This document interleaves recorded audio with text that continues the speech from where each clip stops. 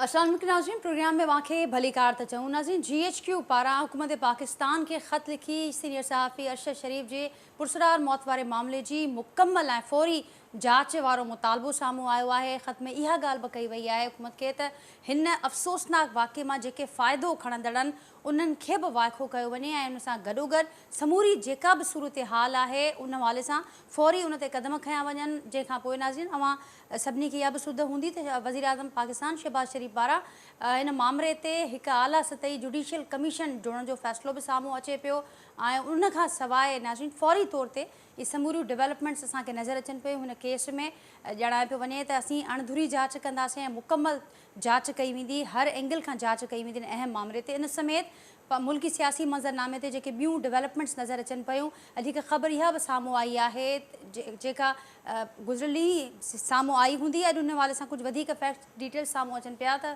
हुकूमती टीम जो हिकु अहम मेंबर आहे आज़म नज़ीर तारड़ साहब, वफ़ाक़ी कानून वारा वज़ीर आहिनि। उन्हनि ओचितो इस्तीफ़ा ॾिनी आहे। उन हवाले सां उनजी इस्तीफ़ा जे पुठियां कहिड़ा सबब बणिया उहे पिणु साम्हूं अचनि पिया।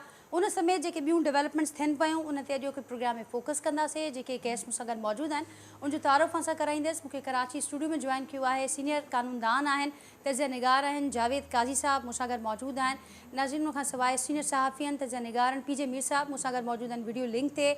मूंसां गॾु नाज़रीन पॉलिटिकल साइड ते जेके गेस्ट मौजूदु आहिनि, लाल माली साहब आहिनि, पाकिस्तान तहरीक इंसाफ़ सां जो तालुक़ु आहे, सीनियर अॻवान आहिनि, वीडियो लिंक ते मौजूदु आहिनि।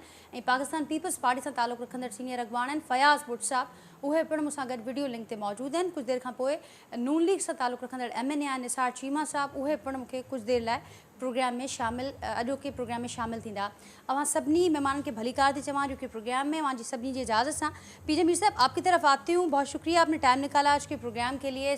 जो इशूज़ इस वक्त हमारे सामने हैं उस पर आपसे बात करेंगे हम, लेकिन सबसे पहले अरशद शरीफ साहब के हवाले से मुकम्मल तहकीकात, फिर वो सिविलियन क़यादत हो, वो हमारी अस्करी क़यादत हो, सब एक पेज पर नज़र आ रहे हैं। इस किस्म की अलर्टनेस, इस किस्म की फुर्ती बड़ी रेयर देखने में आती है इस किस्म के केसेस में।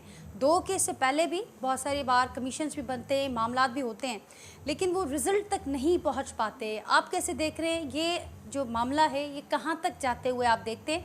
आप समझते हैं कि ये अलर्टनेस, ये फुर्ती इस मामले को मंतकी अंजाम तक ले जाएगी? बिल्कुल नहीं।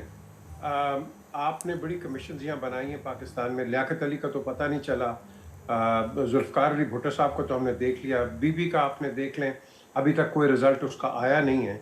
और इस तरह के बड़े आपके पास और भी इंसिडेंट्स हैं कि हम कमीशंस बना देते हैं, JIT बन जाती है, लेकिन उसका रिज़ल्ट कुछ नहीं निकलता है। अरशद शरीफ की आपने बात की, बहुत अफसोस, और मैं तो कहता हूँ लफ्ज़ ही कोई नहीं है। लेकिन बदकिस्मती ये है कि ये जो इंसिडेंट हुआ है ये पाकिस्तान में नहीं है, ये कीनिया में है। कीनियन गवर्नमेंट ने इसकी रिस्पॉन्सिबिलिटी ली है, बल्कि उनकी पुलिस ने ली है कि ये एक एक्सीडेंट हुआ है, एक एक्सीडेंटल इंसिडेंट है। लेकिन हमने पाकिस्तान में यहाँ पूरी कोशिश की है कि एक कॉन्स्पिरेसी थ्योरी बना ले, क्योंकि हम मास्टर्स हैं इसके। और अगर आपको याद हो हिस्ट्री के अंदर चले जाए, रुडयार्ड किपलिंग ने कहा था कि ये वो सब कॉन्टिनेंट है जहाँ के लाइन को नहीं पढ़ा जाता है, but in between the lines हम इसके मास्टर्स हैं। सो द क्वेश्चन इज कि यस, इसकी तहकीकात आप पाकिस्तान में क्या कराएंगे? कौन इसके मुतालिक बोलेगा? आज इमरान बोले कि जी मैंने कहा था, वो हर बंदा इस तरह एक कह देता है हाँ यार बाहर चले जाओ, तो दैट डजंट मीन कि that is the gospel. Imran को हर जगह कहीं आप मानते नहीं हो, सुनते नहीं हो, लेकिन यहाँ सब इमरान को कहते हैं नहीं जी इमरान ने कहा था, अब आप हमें बताया कि क्या है ये। एक मैं समझता हूँ एक छोटी सी एक कॉन्वर्सेशन होती है, एक्सक्यूज मी, और इसको हमने कहते हैं ना स्टॉर्म इन अ टी का। इसकी अगर कोई इंक्वायरी होगी या कुछ भी होगा वो कीनियन पुलिस करेगी, हमारी जुरिस्डिक्शन नहीं है। वो कीनियन सॉइल के ऊपर हुआ है। क्या इसके आप कह लो कि इसके जो इंटरनल्स हैं वो अब आपको टाइम बताएंगे, लेकिन at the end of the day हम जो यहाँ वो हरे के वो चाचे मामे बन जाते हैं and we try to be क्या कहते हैं कि हाँ आप हमें बताओ। हमारे वज़ीर आज़म ने रिक्वेस्ट की है। पाकिस्तान में एक लफ्ज़ भी बड़ा गलत इस्तेमाल हुआ है टेलीविज़न पे, इंटरवेंशन। इंटरवेंशन नहीं होती है। You can not intervene in inquiry of another country. आप रिक्वेस्ट करते हैं, आपने रिक्वेस्ट की है, उन्होंने रिक्वेस्ट आपकी एक्सेप्ट की है। आज रात के 1-1:30 बजे उनकी बॉडी पाकिस्तान में आ जाएगी and that will be it. अब और जो लोग बड़े ये ट्विटर पे हैं, फेसबुक्स पे हैं, इधर उधर जो आते हैं, इनको चाहिए भाई आए जो इंक्वायरी अगर ये करनी है इन्होंने, हालांकि सुप्रीम कोर्ट ने कहा जुडिशियल इंक्वायरी का कोई फायदा नहीं पहुंचेगा, and I totally agree with it. लेकिन at the end of the day अगर किसी को बहुत शौक है बात करने का, तो हमारी सिक्योरिटी एजेंसीज को आप जाके बताएं। ऑन द कॉन्ट्ररी हम क्या कर रहे हैं, यहाँ बैठ के अपनी इनएडवर्टेंटली हम अपनी सिक्योरिटी एजेंसीज को या आर्मी को मुलव्वस करने की कोशिश करें, which is not the right thing. ये बहुत अफसोसनाक वाकया है, इसको सारे कंडेम करते हैं, लेकिन at the end of the day don't play against your state.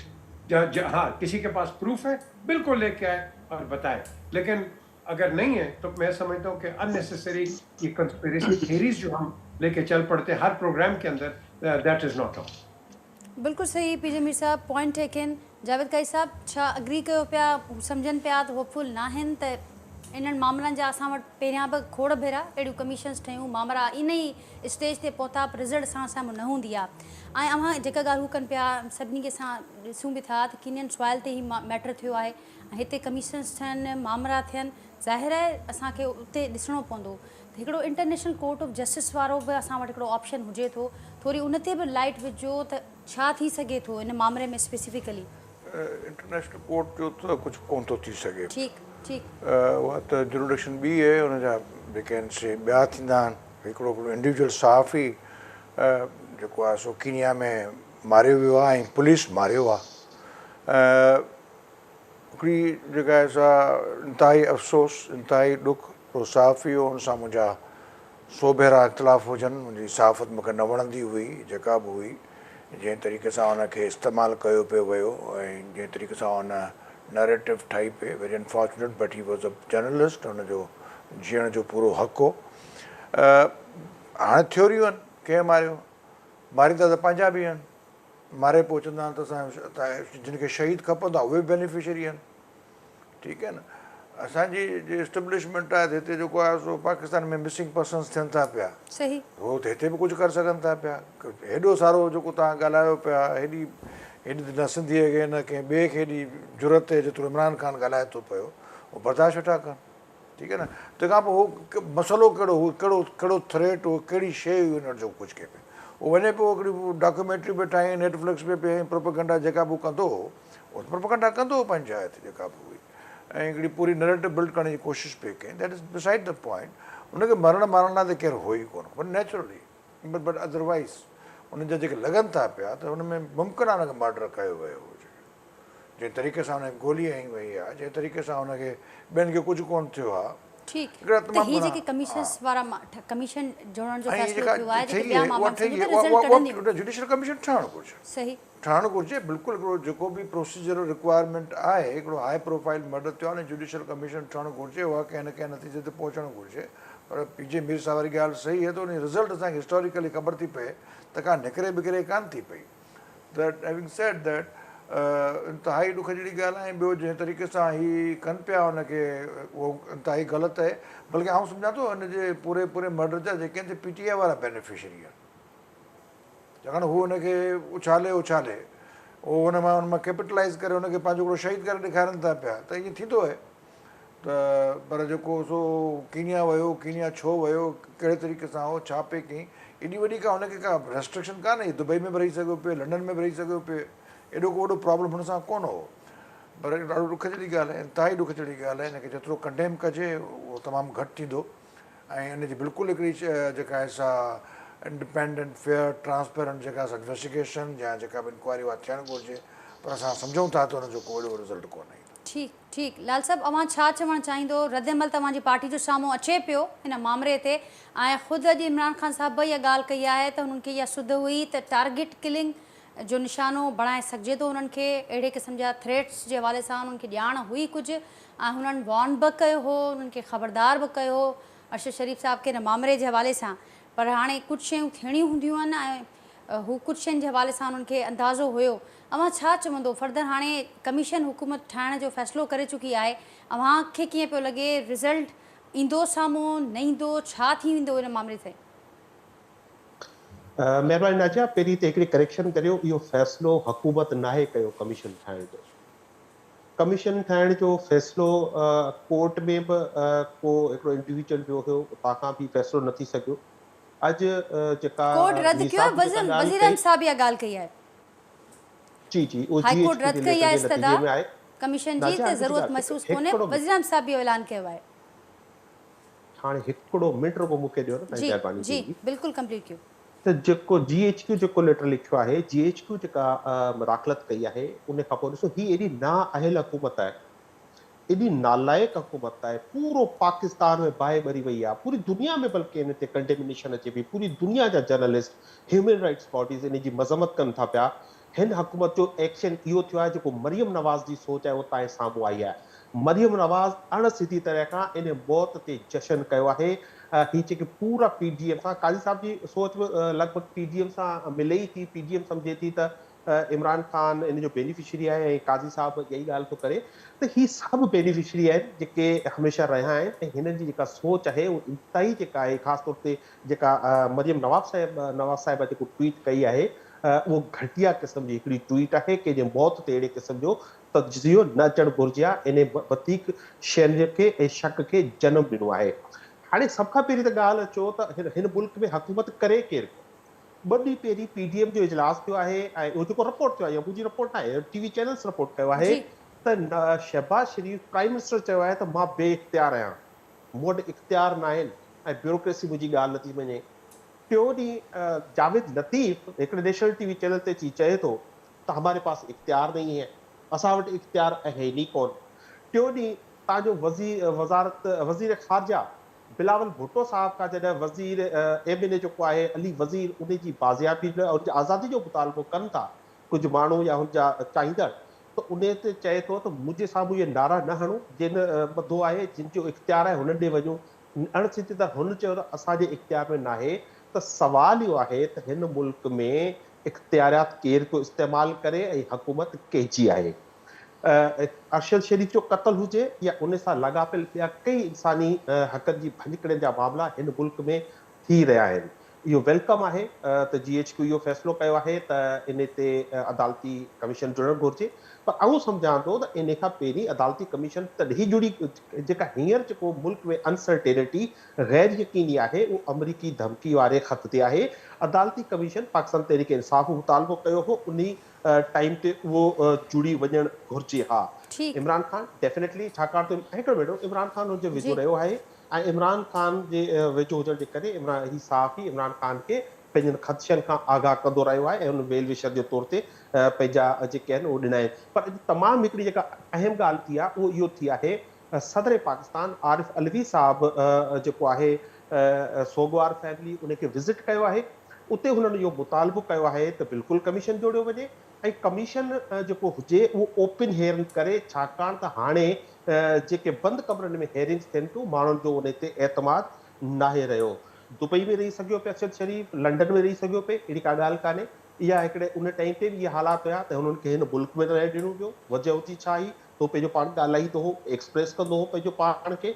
उन खां पोइ दुबई में जेके रिपोर्ट्स आहिनि त मौजूदा हुकूमत दुबई हुकूमत खे फोर्स कयो त हिन खे हुतां खां इंसाफ़ी खे हुतां खां निकाली ॾिनी वञे, जंहिंखां बाद हुन वटि कोई ॿियो जेको ऑप्शन न हुयो, उनखे कीनिया वञिणो पियो।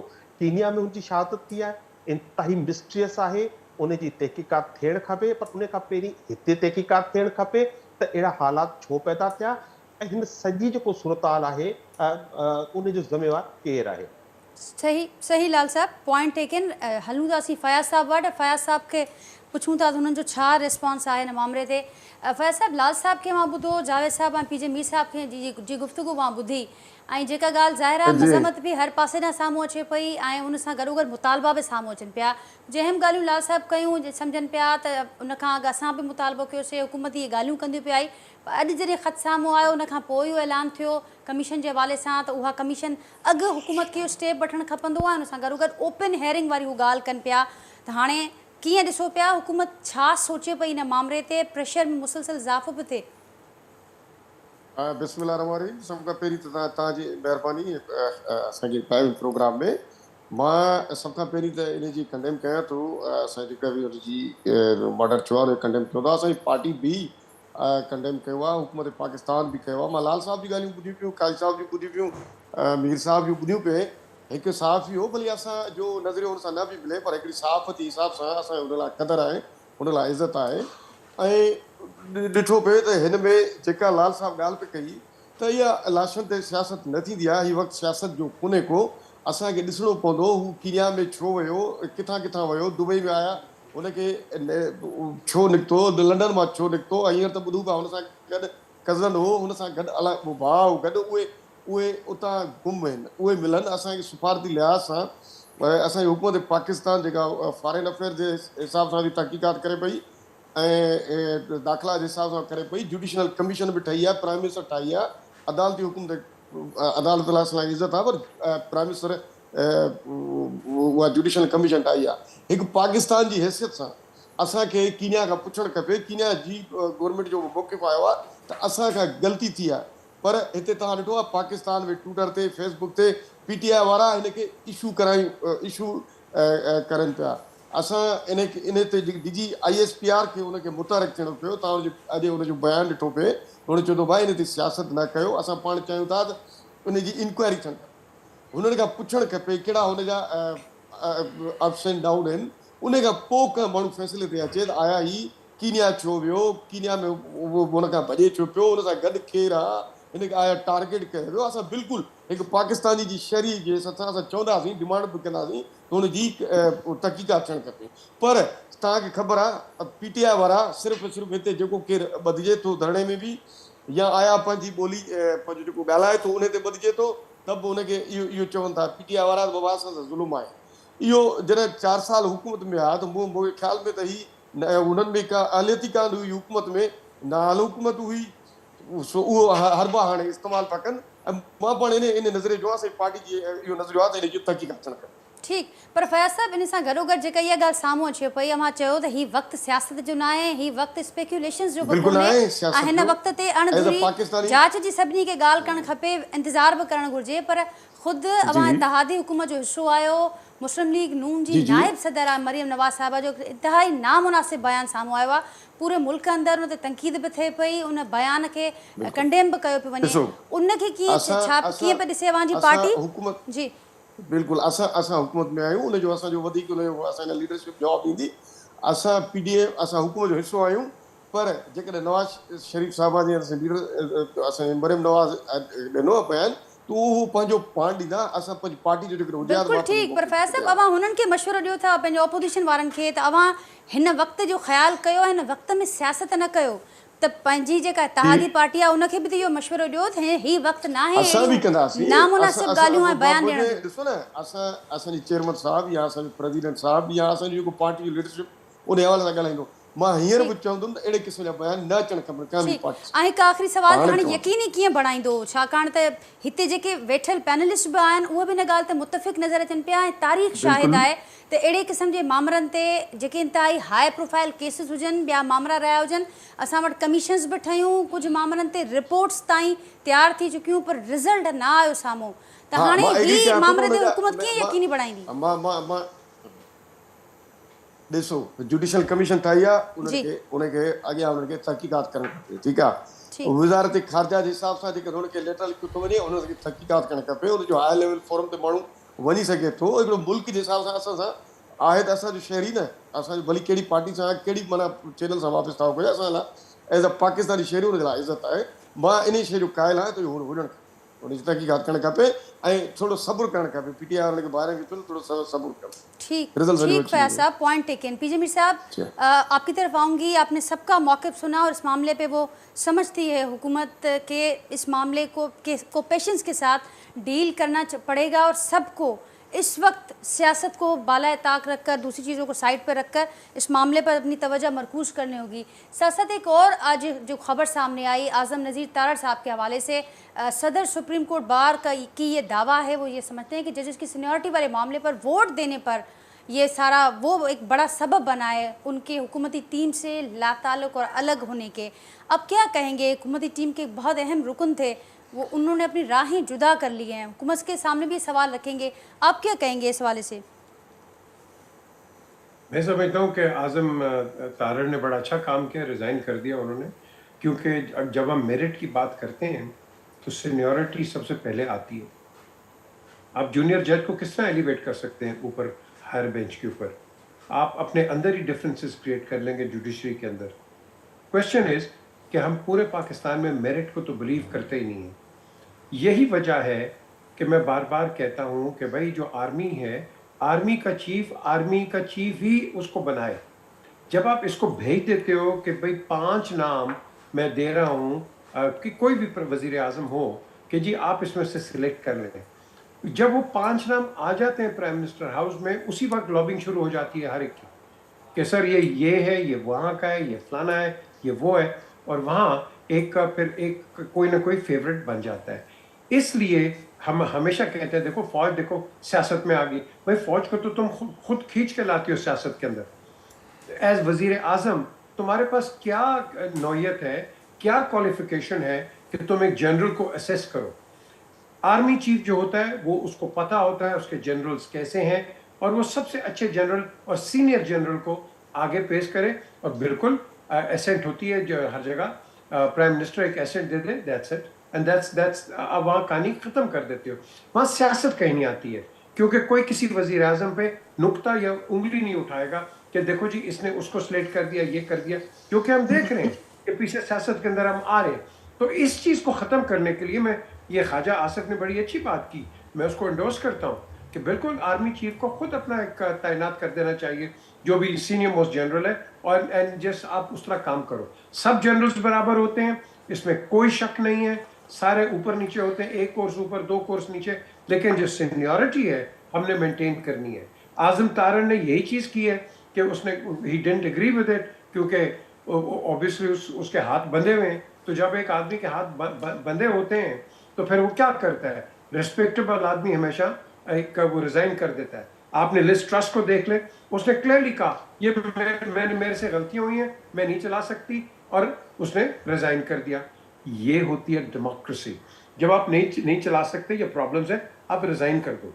तो हम मेरिट भी यहाँ काम नहीं करते इस मुल्क के अंदर। जब मैं पावर में बाहर होऊंगा मैं बड़े बड़े वादे करूंगा, जब पावर में आऊंगा वो वादे सब वो कहते हैं ना डाउन द ट्रैश बिन चले जाते हैं। तो ये हमारी बहुत बड़ी बदकिस्मती है, और यही वजह है कि आपका जो स्टूडेंट है उसको आगे जाके जिंदगी में उसको भी मेरिट नहीं मिलता है। तो हमने मेरिट जब तक हम नहीं रखेंगे, और ये नहीं कि नारों के तहत मेरिट, आप मेरिट रखें मेरिट के नाम पे, और तब आप देखोगे कि आपके हर इदारा बिल्कुल एज गुड एज एनीबॉडी। ये इदारे हमारे पास जो यहाँ मौजूद हैं, ये हिंदुस्तान में भी मौजूद हैं। वहाँ क्यों काम कर रहे हैं? क्योंकि वहाँ मेरिट से काम होता है। यहाँ ये नहीं कि वो भी परफेक्ट है, प्रॉब्लम्स हैं, लेकिन हम तो बिल्कुल ही एक लाइन तोड़ के चले जाते हैं। तो मैं समझता हूँ मेरिट पे आजम नज़ीर तारन ने बहुत अच्छी बात की है, and is resigned, and that's the way one should be. ठीक मीर साहब, इस पर ही राय लेंगे काजी जावेद साहब से। कैसे छा चवंदो मां? तारड़ साहब ने इस्तीफ़ा तो दे दी, लेकिन उससे पहले अगर इस्तीफ़ा देने से पहले वो जो काम कर गए वो न करते तो ऐसे इस्तीफ़ा का फ़ाइदा क्या? मतलब जो है हाणे ॻाल्हि इहा आहे त ॿ टे शयूं इन्वॉल्व आहिनि। ही फेडरेशन है, असांजी पाकिस्तान जी तारीख़ में हिकिड़ो बि Sindhi general chief of army staff lieutenant general बि शायदि कोन थियो आहे। ही कहिड़ी नुमाइंदा मेरिट ते फ़ौज हुअणु घुरिजे? छा अहिड़ो बि कहिड़ो मेरिट जो हिकिड़ो तव्हांखे जेको आहे जनरल सिंधी बि कोन थो मिले? थिंक इज़ दैट तव्हां सीनियोरिटी में बीठा आहियो। असांजो चीफ जस्टिस साहिबु जेको आहे सो जेको आहे तव्हां अहमद अली शेख साहिब जो सभई नव जेको इस्लामाबाद हाई कोर्ट जो चीफ जस्टिस आहे असां वारो अतर मिनल्ला साहिबु, उन ते सभई एग्री करे विया। सही। पोइ डिस्प्यूट थी, पोइ मतिलबु हिकिड़ो जेको आहे सो ॿ अटॉर्नी जनरल ऐं जेको आहे लॉ मिनिस्टर फ्री विया हलिया, उहा हुन खां पुछनि छो फ्री विया हलिया? त असां इहो ई त चऊं था पिया त सिंध मां बि जेको आहे सो ईअं ई जेको आहे सो चीफ जस्टिस वञणु घुरिजे न। ऐं उहो चीफ जस्टिस इन करे न वञे जो सिंधी, हाणे त सिंध पाकिस्तान पूरी सिंध में इहो तइ थी वियो आहे त 3.5 करोड़ 4 करोड़ जी क़ौम चए थी पई त अहमद अली शेख जो ॾोह इहो आहे त उहो सिंधी आहे। ऐं इहो तव्हां कहिड़े क़िस्म जो मैसेज पिया कयो? Chief of army staff India में बि थींदो हूंदो, chief of army staff Bangladesh में बि थींदो, कंहिंखे ख़बर ई कान पवंदी आहे। सिंस पाकिस्तान हिस्ट्री तव्हां एतिरो फ़ौज इन्वॉल्व रही आहे, एतिरो फ़ौज इन्वॉल्व रही आहे जो पोस्टिंग हायर स्ट्रेटेजिक थी वई आहे। ऐं आउं पीजे साहिब जो तमामु एतिराम कंदे ऐं डिसएग्री थो कयां, इहो प्राइम मिनिस्टर खे ई करणु घुरिजे। ठीकु आहे। हुन खां पोइ जेके प्राइम मिनिस्टर जेके चीफ ऑफ स्टेफ कया उन्हनि जेको प्राइम मिनिस्टर जो हशर कयो उहो बि तव्हांजे साम्हूं आहे। ज़ियाउल खां वठी खणी अचो जेके खणी अचणा थो। त द थिंग इज़ दैट त असांजी जुडिशरी जो इंटरनेशनल स्केल ते जेको नंबर आहे प्रोवाइडिंग दी जस्टिस टू पीपल उहो बि तव्हांखे ख़बर आहे। असांजे साक़िब निसार जेके फ़ैसिला कया उहे बि तव्हांखे ख़बर आहिनि। असांजे जेको आहे उहो जेका कहिड़ी उकामा वारी जेका बेंच वेठी जंहिंमें जस्टिस गुलज़ार बि वेठो, जस्टिस खोसा बि वेठो, एजाज़ साहब बि वेठो, इहे सभु वेठा, उहे फ़ैसिला बि हलिया पिया। इहे तारीख़ में ईअं बिल्कुलु लिखिया वेंदा पंहिंजा। सही। त तव्हांजो सॼो जेको सिस्टम आहे जेको मार्शल लॉ आणण जो ऐं जेको तव्हांजो टेक ओवर करण जो उहो त हाणे मार्शल लॉ ट्रिपल 1 ब्रिगेड त मूव कोन था कयो। सॼो जो सॼो रोल जेको आहे सो हुन में जेको आहे हिस्ट्री लिखंदी। मां छा ॻाल्हायां थो, आउं का ॻाल्हि कंहिं चवां कोन थो पियो। आउं तव्हांखे पूरी जेका त फॉरेंसिक क़िस्म जी हिकिड़ी सब्सटेंटिव एविडेंस थो ॾियां पियो त अॼुकल्ह इहे कम सुप्रीम कोर्ट खां कराया था वञनि पिया। सही सही। ठीकु आहे न। त हाणे उन सुप्रीम कोर्ट में जेको आहे कुझु तव्हां ॿुधाए छॾिया त हाणे असांजे साम्हूं बि अचनि पिया। ऐं जेको जेके जज विया आहिनि असांजो ऑनरेबल जस्टिस हसन रिज़वी साहब हाईली मेरिट जो माण्हू आहे। मूंखे हुनजी पर्सनल ते को बि एतिराज़ु कोन्हे की जेके ॿिया बि बयान कोन्हे। असीं रुॻो इहो था चऊं त तव्हां कम अज़ कम अलजहार ट्रस्ट वारो जेको आहे हुन में कॉन्स्टिट्यूशन में एलिमेंट विधो आहे त जेको बि नेक्स्ट सीनियर जज आहे उहो सुप्रीम कोर्ट जो चीफ जस्टिस थींदो। Then the precedence for the chief justice of Pakistan उहो ते आहे त उहो तव्हां उहो फॉलो करे हुन प्रेसिडेंस खे वठी एनोलॉजी ठाहियो त तव्हांखे इहो ई चयो वियो आहे त जेको सीनियर आहे उहो थींदो वञी अॻिते एलिवेट थींदो सुप्रीम कोर्ट में। उहो त थिए ई कोन थो पियो।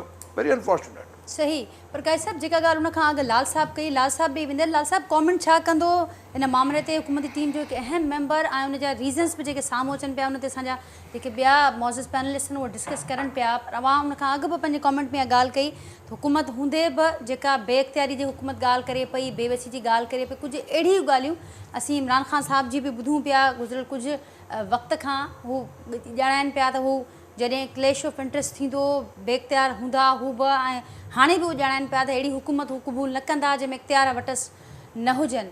ऐं हाणे कुझु अहिड़ियूं ॻाल्हियूं हुकूमत जूं साम्हूं अचनि पियूं। छा चवंदो अवां?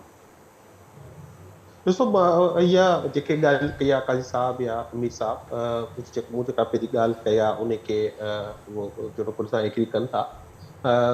इहा साॻी नॉमिनीज़ हुया। पहिरीं इहे साॻिया नॉमिनीज़ इन्ही JDC मां जुडिशियल कमीशन मां जेके आहिनि रिजेक्ट थी चुका हुआ, उन्हनि खे ॿीहर रिकंसीडर कयो वियो। पर हाणे उन खां पोइ तव्हां वरी ॾिठो त उहे साॻिया माण्हू जिन्हनि हिननि खे रिजेक्ट कयो उन्हनि खे वोट ॾेई वरी जेको आहे उन जी रिकमेंडेशन कराए छॾी आहे। बुनियादी तरह खां इन में पार्लियामेंट जो को ख़ासि रोल कोन्हे। ऐं as a parliamentarian law and justice committee में रहियो आहियां, उते इहा सदाईं बहस थींदी रही आहे त हिकिड़ो हाई कोर्ट जो इवन जज बि जेको मुक़ररु थिए थो उन लाइ सिर्फ़ु हिकिड़ी ई कंडीशन आहे त हू 10 साल वकील जेको आहे उहो हुजे ऐं उनजी 10 साल प्रैक्टिस थियल हुजे। उन बुनियाद ते हाई कोर्ट जो जज मुक़ररु थी वञे थो, जेको नाकाफ़ी आहे। ऐं उन जी का वधीक जेका आहे वधीक जेको आहे जुडिशियल कमीशन ई आहे। उन में तव्हां ॾिठो आहे त न रुॻो हींअर पर माज़ी में अहिड़ा कई थिया आहिनि रिकमेंडेशन्स जेके तमामु घणा कंट्रोवर्शियल रहिया आहिनि। त यकीनी तौर ते इन ते ज़रूरत आहे त पंहिंजो हिकिड़ो जेको पार्लियामेंट इनखे ओवरसाइट करे ऐं इनखे बहितर बनाए, जंहिंमें पार्लियामेंट जो बि इन में हिकिड़ो रोल हुजे। जेका ई साहब चयो त भई प्राइम मिनिस्टर जो उन में आर्मी चीफ जो रोल हुजे, त इन तरीक़े सां इन्हनि में बिल्कुलु हुजणु ज़रूरी आहे। जेका मां उन खां अलावा जेका ॻाल्हि बुट साहब जेका कई त जेको आहे असीं को लाशत ते सियासत कयूं था, मुंहिंजे ख़्याल में पूरे पाकिस्तान में हिकिड़ी ई पार्टी आहे जेको अञा ताईं लाशुनि ते सियासत करे थी, उहो पीपल्स पार्टी ई आहे। ॿी का अहिड़ी पार्टी कोन्हे जंहिंजी लाशुनि ते सियासत कई हुजे। ऐं तव्हां ॾिठो त कीअं बेनज़ीर मोहतरमा बेनज़ीर भुट्टो जो बि क़तलु थियो आहे। उन खां पोइ उन ते सौदेबाज़ी कंदे हुननि हुकूमत बि हासिलु करे वरिती। सो ये अलमिया आहिनि असांजे मुआशरे में, इन सां कोई इनकार नथो करे सघे। ठीकु लाल साहब। फैज़ साहब, हुकूमतुनि ते जी ख़ामोशी ते सवाल उथनि पिया। हिकु त ही मामला ज़ाहिर कनि पिया त हुकूमत वटि केतिरा इख़्तियार आहिनि, ख़ुदि हुकूमत एतिराफ़ बि करे पई। ॿियो इंतिहाई अहम मामिलो इथनिक बाइसिस जे मामले ते, ॿोलीअ जी बुनियाद ते जेकी मामला थियनि पिया, मुस्लिम लीग नून जी हुकूमत आहे, अवां इत्तेहादी आहियो, अवां बि ख़ामोश आहियो अहिड़नि मामलनि ते, इंतिहाई हसास मामलनि ते सवाल उथनि पिया। इन ते छा रिस्पॉन्ड कंदो फयाज़ साहब?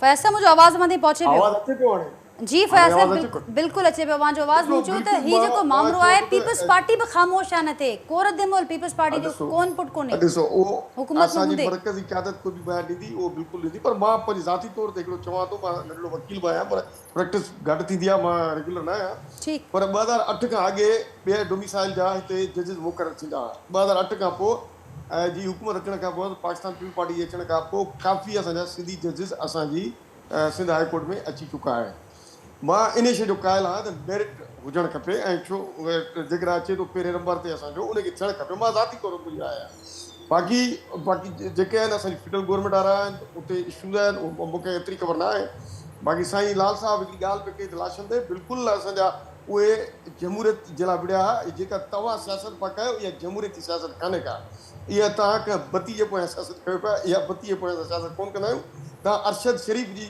ॻाल्हि वठी जेका सॼे मुल्क में अफ़रा तफ़री फैलाई आहे इंतिशार फैलायो आहे उनजे लाइ DG ISPR खे बयानु ॾियणो पियो आहे इहा PTI जी सियासत आहे जेका असां लाशन जी सियासत कॾहिं न कई आहे असां सदाईं जमहूरियत लाइ क़ुर्बानियूं ॾिनियूं आहिनि चाहे MRD हुजे तव्हांजी हिकिड़ी अंगड़ी बि अञा थी न कढी आहे असां जानुनि जा नज़राना ॾेई ऐं हुकूमतूं वरितियूं बिल्कुलु आहे असां शहीद बि चयूं ऐं ज़ख़्मी बि चयूं इहा ॻाल्हि आहे ठीक पी जमीर साहब आखिरी हफ्ता चल रहा है इस महीने का और अक्टूबर के हवाले से कही गई ये लॉन्ग मार्च हो या मामलात हो उनका ऐलान जो होगा वो अक्टूबर से बाहर नहीं जाएगा।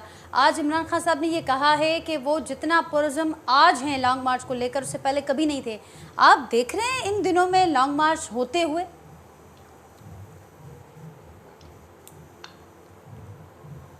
मीर साहब मेरी आवाज़ आप तक पहुंच रही है?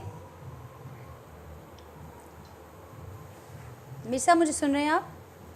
नाज़रीन राब्तो मुनक़िद थी वियो आहे कोशिशि कंदासीं PJ मीर साहब सां राब्तो बहाल थिए तव्हां ताईं उनजो मौक़े पहुचायूं। जावेद साहब इहो ई सुवाल अव्हां ॾों रखंदसि कीअं ॾिसो पिया लॉन्ग मार्च जे हवाले सां ॿुधंदा पिया आयासीं तारीख़ मथां तारीख़ ऐं ॿुधायो पियो वियो त असीं जल्द तारीख़ ॾींदासीं वरी पोइ चयो वियो त अक्टूबर जो खां ॿाहिरि इहा मामिलो न वेंदो कीअं पिया ॾिसो हाणे रुगो भरम ई रहंदो लॉन्ग मार्च जी हवा रहंदी आहे बाक़ी चीफ ऑफ आर्मी स्टाफ वारो जेका थियणी आहे उनखे तमामु कंट्रोवर्शियल कयो वियो आहे ऐं सॼी उहा प्लेइंग आहे ऐं मुंहिंजे ख़्याल में अलाए केरु हिनखे इस्तेमालु करे वियो आहे इमरान खान खे इमरान खान साहिब जो हिकिड़ो त पीर उहा त संदसि घरवारी उहा पीरनी साहिब बि हुनखे कुझु ॿुधाईंदी आहे त पोइ तूं कोयटा न वञ त कोयटा वरी लाशन जे वेझो न वञजांइ पोइ हे कजां पोइ हो कजां जीअं मॉस्को में रास्पुटिन पैदा थियो उहो पूरी जेका गवर्नमेंट ई हुनजो चीफ माना सॼो कंट्रोल उहो कंदो उहो पीर साहिबु हुओ। द थिंग इज़ दैट त सॼी पॉलिटिक्स जेका आहे एॾी कंट्रोवर्शियल करे छॾी अथई एॾो करे छॾियो अथई अल्ताफ़ हुसैन जो ख़बर न आहे अल्ताफ़ हुसैन सां छा थियो जेतिरो अल्ताफ़ हुसैन आउट वञी असांखे नंढे हूंदे खां पेटारे में पढ़ंदा हुआसीं पोइ असां झेड़ा कंदा हुआसीं पोइ झेड़ो जेको आहे सो माना कॾहिं कॾहिं एॾो तेज़ थी वेंदो आहे माण्हू बूथ भर कंदो आहे this is very simple phrase हिकु अक्टूबर ताईं खणी वियो आहे न सॼी पार्टी जेका आहे सा हाणे जेका ॿाहिरि सॼी हे जेको वियो पिए इलेक्शन कमीशन खां पोइ ॿाहिरि जो कढियोसि पूरी कोशिशि त कनि निकिरनि माण्हू किथां 8 निकिता किथां 10 आई एम वेरी ऑनेस्ट मुंहिंजो को पाकिस्तान पीपल्स पार्टी सां PMLN सां मुंहिंजो डेमोक्रेसी सां ट्रूली वास्तो आहे ऐं आउं बिल्कुलु डेमोक्रेसी जो पाकिस्तान जे आइन जो जेको आहे सो हिकिड़ो फ़क़ीर मनुष्य माण्हू आहे ऐं हुन सॼी ज़िंदगी हुनखे ॾेई वेंदुसि जेको बि हूंदो पर थिंग इज़ डेट ख़ान साहिब त जमहूरियत जो दुश्मन आहे ख़ान साहिब त जेको जंहिं तरीक़े सां हुनजे ख़िलाफ़ु जेको आहे सो असेंबली में जेको आहे सो वोट ऑफ नो कॉन्फिडेंस आयो उनखे जंहिं तरीक़े सां बुलडोज़ कयो वियो इन ते त आर्टिकल 6 हलणु घुरिजे असांजे सदर पाकिस्तान अलवी साहिब ते बि आर्टिकल 6 अचणु घुरिजे इट्स वेरी सिंपल फैक्ट आहिनि तंहिंजे करे हीअ जेका पॉलिटिक्स करे पियो उहा पॉलिटिक्स किथे बि कान हलंदी हिकिड़ा जेके आहिनि ट्रम्प टाइप जेके अमेरिका में चरिया वेठा आहिनि हिकिड़ा जेके RSS जा माण्हू मोदी जे पोयां चरिया वेठा आहिनि हिकिड़ा जेके बोल्सोनारो जे पोयां ब्राज़ील में चरिया वेठा आहिनि हीअ हिकिड़ो डिक्टेटर क़िस्म जो पाकिस्तानी तारीख़ में पाकिस्तान तरीक़े सां बि न पई सम्झे हू हवालो बि ॾियनि पिया ताज़ी जेका इलेक्शन थी आहे बाय इलेक्शन ऐं उनजो बि हवालो ॾियनि पिया इहा ॻाल्हि बि करनि पिया त मुसलसल असांजी जेका मक़बूलियत आहे आवाम में उन में वाध थिए पई ॾींहों ॾींहुं नाजिया साहिबा जी अलाह करे मां ग़लति साबित थियां मुंहिंजो बि 40 साल तजुर्बो आहे हिन पूरी माना नंढड़ी उमिरि आहे पर आउं सियासी घर में पैदा थियो आहियां उहे जेको आहे सो पल्स ते हथु हूंदो आहे हीअ फिटकी जेका विकिणे पियो न उहो जेको असां सरदार साहिब खे हिकिड़े पहिरियों न हुयो थरो सरदार साहिब खे ख़बर आहे न ठरो सरदार साहिब जी मार्केट में न हलंदो दिस वे पॉलिटिक्स पाकिस्तान मुंहिंजे ख़्याल में शायदि इंडिया खां वधीक जेको आहे सेंसिबल कंट्री आहे। हाणे हीअ जेको आहे सो हिकिड़ी हिस्ट्री रही आहे त 10 साल खां डिक्टेटर हली कोन सघियो आहे, न त इजिप्ट में जेको आहे थ्रो आउट डिक्टेटर्स रहिया आहिनि। त हीअ पाकिस्तान में जंहिं तरह डिक्टेटरशिप आंदे पई, जंहिं तरीक़े सां कंट्रोल करे नरेटिव ठाही, सोशल मीडिया ते ठाही, सभु ठुस थी वेंदसि। ठीकु काई साहिबु, अव्हांजो पंहिंजो तजियो आहे, जेके ॿिया मूंसां पैनलिस्ट आहिनि ॾिसूं हू अग्री कनि था, डिसएग्री कनि था, ऐं हू छा अंडरस्टैंडिंग रखनि था सूरत हाल जी। लाल साहिबु, अव्हां छा चवंदो ऐं लॉन्ग मार्च जे हवाले सां बि ज़रूरु शेयर कजो। हिन वक़्त ताईं बि मुसलसिल इहे ॻाल्हियूं थियनि पियूं त जुमो हूंदो या जुमेरात हूंदी ऐं उन ते वाज़े थी वेंदो हीउ मामिलो किथे वञे पियो, पर मुख़्तलिफ़ हल्कनि में अॻु इहा ॻाल्हि डिस्कस करणु शुरू थी चुकी आहे त हीउ हाणे थींदो कोन, रुॻो ई लॉन्ग मार्च जो जेको भरम आहे उहो रखिबो, बाक़ी मामला किथे न किथे सेटल थी वेंदा।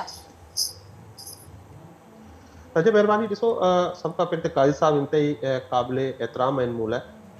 हू हिकिड़ो पाकिस्तान जो जेको मक़बूल तरीन लीडर आहे, जे भुट्टे खां वधीक वंस टाइम सीटूं खटियूं आहिनि। जॾहिं हुनखे ॻाल्हाए थो त हुनखे बि सहारो वठिणो पए थो त पहिरीं हुनजे घर ते हमिलो करे, औरतुनि ते हमिलो करे, औरतुनि ते ॻाल्हाए, उन खां पोइ पंहिंजी पॉइंट एस्टेब्लिश करण जी कोशिशि करे। ऐं घटि में घटि सिंध मां अहिड़नि पढ़ियल लिखियल माण्हुनि मां ऐं इहो उमेद नथो रखां। जॾहिं हीअ हुकूमत आई हुई तॾहिं असांजो हिकिड़ो इहो असांजो ओपिनियन हुयो, असांजो इहो बयानियो हुयो त भई हीअ हुकूमत जेका आहे इहा हिकिड़े साज़िश जे नतीजे में आई आहे, इहा हिकिड़े अमरीकी ख़त जे नतीजे में वजूद में आई आहे। असां ॿियो को मुतालबो कोन कयो। असां चयोसीं इन जो तव्हां जेको आहे कराए वठो, इन जो इंक्वायरी कराए वठो, इन जी इन्वेस्टिगेशन कराए वठो। मुंहिंजी सवेर चयो त भई अरशद शरीफ़ जे हीअ सभु शयूं उन खां कनेक्टेड आहिनि। जेको बि सोशल मीडिया ते अचे थो पियो, अरशद शरीफ़ जे क़त्ल 24 कलाकनि अंदरि अंदरि जेकॾहिं सभु धुरियूं राज़ी थी सघनि थियूं त इन जी हिकिड़ी तहक़ीक़ात थियणु घुरिजे, छाकाणि हाणे मामिलो कंट्रोवर्शियल थी वियो आहे त उन ते तहक़ीक़ात छो कोन थी थिए, उन ते थियणु घुरिजे। अल्ताफ़ हुसैन खां बि ॾिसो, इहा त सितम ज़रीफ़ ई ॾिसो, हिकिड़ो माण्हू 22 सालनि खां हिते जदोजहद करे थो, हुन कॾहिं गोली न हलाई आहे, हुन कॾहिं को दहशतगर्दी न कई आहे, हुन कॾहिं को माण्हू न मारियो आहे, त उनखे पंहिंजी पसंदि जे ख़ातिर कंहिंसां बि भेटे छॾियो। टीवी चैनल ते अचे, हुनजी मर्ज़ी आहे। लॉन्ग मार्च जे हवाले सां ॾिसो, लॉन्ग मार्च को पाकिस्तान तहरीक इंसाफ़ जो शौक़ु न आहे, इहो को इहो न मसइलो आहे त को असांखे लॉन्ग मार्च करिणो आहे। पाकिस्तान में हींअर मूं तव्हांखे पहिरीं चयो, मौजूदा हुकूमत चए थी असीं बेइख्तियार आहियूं। पाकिस्तान जे सहाफ़ियुनि खे न रुॻो मुल्क मां खणी ऐं पूरी मीडिया सेंसर्ड आहे तव्हांजी। अॼु तव्हां बि दावा सां नथा चई सघो त तव्हांजे चैनल ते तव्हां जेको चाहियो, जेको फ्रीडम ऑफ एक्सप्रेशन आहे उहो तव्हांजो ख़तम थी चुको आहे। कहिड़ी गारंटी आहे त जंहिं इलेक्शन जो मुतालबो कयो पिया उन इलेक्शन खां पोइ या जेकॾहिं मां कामयाब बि थियो था पोइ इख़्तियार मां वटि हूंदा? अवां त पाण असांखे मुख़्तलिफ़ अची ॿुधायो पिया त असां वटि बि इख़्तियार कोन हुआ, असीं बेवस हुआसीं पंहिंजे 3.5 सालनि में। उन ते चवंदो त जेके सियासतदान आहिनि सीनियर 75 साल जो जेको आहे स्वाति साहब, उन खे खणी गाढ़ो करे उनखे मारियो वञे थो। बिलावल भुट्टो ख़ामोश रहे थो, फयाज़ बुट साहब उन ते ख़ामोश रहे थो, भले ओपिनियन डिफरेंट हुजनि। ऐं तव्हां उहो ॾिठो त पंहिंजो सहाफ़ियुनि खे खयो वियो, सियासतदाननि खे खयो वियो। त हिकिड़ी हींअर फस्तायत जी हुकूमत आहे, हींअर मुल्क में लिटरली मार्शल लॉ मौजूदु आहे। ही हुकूमत सिर्फ़ु जेको हिकिड़ो शो करण लाइ आहे, पर मौजूदा हुकूमत जो को ऐं सच इख़्तियारात में को रोल कोन्हे। हाणे जेका तव्हां ॻाल्हि कयो था, ॾिसो हिन मुल्क में जेकॾहिं जमहूरियत, काई साहिबु तमामु सुठी ॻाल्हि कई त हू प्रोपोनेंट आहे त जमहूरियत हुजे। यस, जमहूरियत हुजे, पर हक़ीक़ी जमहूरियत हुजे। उहो जेकॾहिं आणी थी त पाकिस्तान जी अवाम आणी थी, आम माण्हू आणींदो। उहो न को के इदारे मां आई थी, न को जुडिशरी मां आई थी, उहो आम माण्हू बि आणे सघे थो उते फ्री फेयर ऐं ट्रांसपेरेंट इलेक्शन जे ज़रिए। असां जेके इलेक्शन कमीशन इलेक्शन एक्ट में जेके तरमीमूं कयूं हुयूं, उन में असां पंहिंजो EVMs जी ॻाल्हि कई, उन में असां ओवरसीज़ पाकिस्तानी खे वोट ॾियण जी ॻाल्हि कई हुई, असां उनखे फ्री एंड फेयर बणाइण जी ॻाल्हि कई। असीं अॼु उहो ॻाल्हि कयूं था त मौजूदा हुकूमत होश खां कमु वठे, अवाम में अचे, इलेक्शन जो ऐलान करे ऐं जनरल इलेक्शन में अचे, ऐं जेके अवाम वोट कनि। छाकाणि त हिननि असेंबलीज़ जे बारे में पूरी PDM जा जेके ख़्याल हुया, इन खां पूरी क़ौम वाक़ुफ़ु आहे त हाणे हिकिड़ो फ्रेश मैंडेट जी ज़रूरत आहे हिन मुल्क में स्टेबिलिटी लाइ। उहो सियासी बि आहे ऐं मुआशी बि हुजे। ठीकु लाल साहब, पॉइंट टेकन। फैज़ साहब छा रिस्पॉन्ड कंदो? ही पाकिस्तान तहरीक इंसाफ़ पंहिंजे मुतालबे ते इलेक्शन वारे ते क़ाइमु आहे, बार बार हुकूमत वाज़े बि करे चुकी आहे त असीं कंहिं जथे खां डिक्टेशन न वठंदासीं, पर जेकॾहिं लॉन्ग मार्च थिए थो नथो थिए, पर जेकॾहिं ही मामला जारी था रहनि त बि सियासी अनारकी त हलंदी रहंदी। कीअं हुकूमत वटि उनजो इलाज छा आहे, हल छा आहे? ॾिसो न हिकिड़ो असांजी हिननि खे 4 साल हुकूमत हुई, तव्हां ॾिठो पिए त जॾहिं उहो 4 साल हुकूमत में हुयो त हुन पाण मञियो जॾहिं हुकूमत मां निकितो, ॾिस हुकूमत में रहण जे लाइ हिन केतिरा वसाल आया, नो कॉन्फ्रेंस। मां काज़ी साहिब खे ॿुधो पिए, मां वरी हुनखे सेकेंड पियो कयां त लाल साहिब जूं ॻाल्हियूं ॿुधियूं। हिन 4 साल में चयो त बाबा मां वटि हिते फलाणो इतादी वोट न ॾींदो, उनखे फलाणो ऑफिसर फ़ोन कंदो, फलाणो MQM न ॾींदो वोट, उनखे फलाणो कंदो हो। आयो कल्ह ताईं चए पियो त आर्मी चीफ तव्हां भलो आहे, असां सभु हिकु पेज ते आहियूं। तव्हां ॾिठो पिए मीडिया ते पाण चवे थो, असां कोन था चऊं। जी अॼु जॾहिं कोन्हे त मां अकेलो इलेक्शन लड़ंदुमि, इलेक्शन पंहिंजे टाइम सां थींदी। बाक़ी रही चए थो त भुट्टे साहिब खां वधीक आहे, भुट्टे साहिब खां वधीक आहे, ॻाल्हियूं करणु आसान आहिनि। भुट्टे साहिब जहिड़ो थी कॾहिं इमरान ख़ान नथो थी सघे, छो जो ही राति जो हिकिड़ियूं ॻाल्हियूं कंदो आहे, ॾींहं जूं ॿियूं ॻाल्हियूं कंदो आहे। ही लॉन्ग मार्च जेकॾहिं मां तव्हांखे अॼु लिखी वठो, ही चीफ ऑफ आर्मी स्टाफ जी करे सॼी कहाणी आहे। ही अॼु बि चीफ ऑफ आर्मी स्टाफ खे बैक द डोर जेको आहे सो मिनतू पिया कनि, पेरे पिया पवनि, पर हिननि जी गेम पूरी थी चुकी आहे। चीफ ऑफ आर्मी स्टाफ हुकूमत जो आहे, मर्ज़ी आहे, प्राइम मिनिस्टर जी जो पावर आहे उहो कंहिंखे बि करे सघे थो। हाणे हिनखे ख़बर आहे, कल्ह मूं हुनजी स्पीच ॾिठी त हाणे इहो चए पियो त मूंखे इलेक्शन थींदे नज़र, बिल्कुलु इलेक्शन कान थींदी। चीफ ऑफ आर्मी स्टाफ बि तुंहिंजी मर्ज़ी सां को लॻंदो, ऐं इलेक्शन बि तुंहिंजी अगस्त में थींदो। ऐं ॾिसो न, जेका कोर्ट जे हिन जे हक़ में फ़ैसिलो करे थी, साईं ॿुधायो त 40 साल मुंहिंजो सियासी आहे असांजे काज़ी साहिबु, मां बि सियासी घराणे में पैदा थियो आहे। असां बि सख़्तियूं ॾिठियूं आहिनि, हुकूमत मुखालिफ़ तहरीकूं बि असां हलायूं आहिनि, असां सख़्तियूं वधि में वधि ॾिठियूं आहिनि। हिननि अञा कुझु कोन ॾिठो आहे। जेको कोर्ट फ़ैसिलो करे थो उहो जज तमामु भलो आहे। जेकर उहो फ़ैसिलो नून ऐं पीपल पार्टी हक़ में उहो जज ॾिए थो त उहो जज ख़राबु थी थो वञे। हिन जे ख़िलाफ़ु अगरि को जज फ़ैसिलो ख़िलाफ़ु थो ॾिए उहो ग़लति थो थी वञे। ईअं कोन हलंदो की भई हिते रुगी तव्हां उन ते क्रिटिसाइज़ कंदा वरितो, भला ॾिसो उन इलेक्शन कमीशन फ़ैसिलो ॾिनो, उहो तव्हां वटि उन फोरम आहे त अपील में तव्हां हाई कोर्ट में वञी सघो था, सुप्रीम कोर्ट में वञी सघो था। पर हिकिड़ी ग़लति काल लही सॼी मुल्क में अफ़रा तफ़री कई वई। तव्हां ॾिठो काफ़ी वीडियोज़ में हिकिड़ी एम्बुलेंस खे केतिरो तंग कयो हुनजी PTI। ईअं कोन्हे हथ सां माण्हुनि खे पैदा पियो करे त पाकिस्तान में हिकिड़ो इंतिशार पैदा थिए, पाकिस्तान में हिकिड़ी अनारकी फैलाए। भला तव्हांखे जॾहिं अपील जो फोरम आहे, तव्हां अपील में वञो, तव्हांखे भला जजिस ते जॾहिं फ़ैसिलो अचे थो, एतमाद आहे जजिस ते कोन्हे त वरी हुनजे ख़िलाफ़ु थींदा वञो। जॾहिं तव्हां वटि फोरम आहिनि त उन वटि वञो, पर इहे फ़ैसिला जमहूरियत जे लाइ, सियासी पार्टी जे लाइ नथा थी सघनि। ठीक है सर, पर इलाज छा आहे, हुकूमत वटि हल छा आहे, उहो सवाल मुंहिंजो अञा जवाब जी हुन में आहे। हुकूमत जो हल इहो आहे हल त छा आहे, इमरान ख़ान जा हिकिड़ो कीअं हल आहे ठीक त कंदो? ही 5 साल खां पोइ बिल्कुलु इलेक्शन, 5 सालनि खां पोइ अगस्त में इलेक्शन थींदी, ठीक। उन में पंहिंजो हिसो वठनि।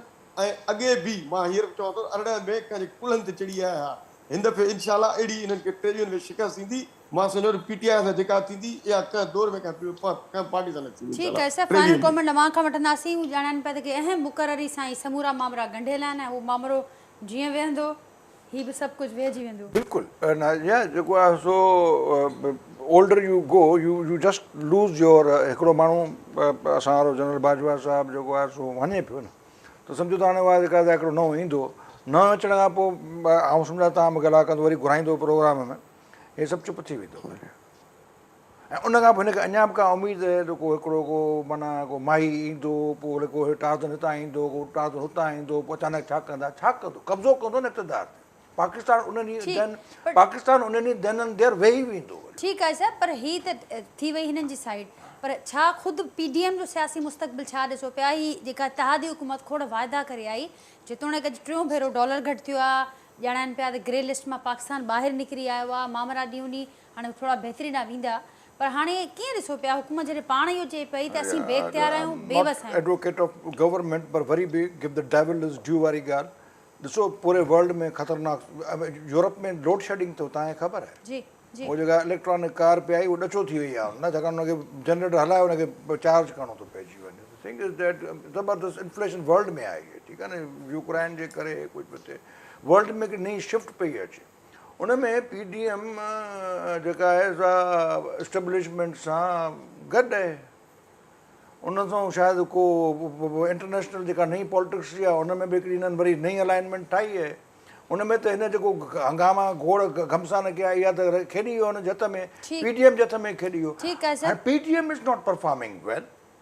PDM जंहिं तरीक़े सां हिन में जेको रोल अदा कयो आहे लॉ मिनिस्टर ऐं अटॉर्नी जनरल वेरी होपलेस, जेको मरियम नवाज़ जो जेको ट्वीट आयो आहे वेरी होपलेस, ऐं बिलावल भुट्टो जी परफॉर्मेंस ऑन रिकॉर्ड ज़बरदस्त, इंतहाई ज़बरदस्त। ठीक है सर, प्रोग्राम जो वक्त पूरो पे थे पर जो पॉइंट अची वियो, वरी महिरबानी अवां जी, अवां गुफ्तगू में अॼु हिस्सो वरितो। उन खां सवाइ लाल माली साहब मूंसां गॾु हुआ, अॼु फयाज़ बुट साहब, PJ मीर साहब ब अॼु प्रोग्राम में हिस्सो वरितो आहे। नाज़रीन, सभिनी जी गुफ्तगू मां ॿुधी करंट सिचुएशन जे हवाले सां पंहिंजे फीडबैक खां असांखे आगाह कजो। ॾियो की गुफ्तगू बाबति वरी असां सुभाणे मुलाक़ात कंदासीं। तेसिताईं ॾींदा इजाज़त, अल्लाह हाफ़िज़।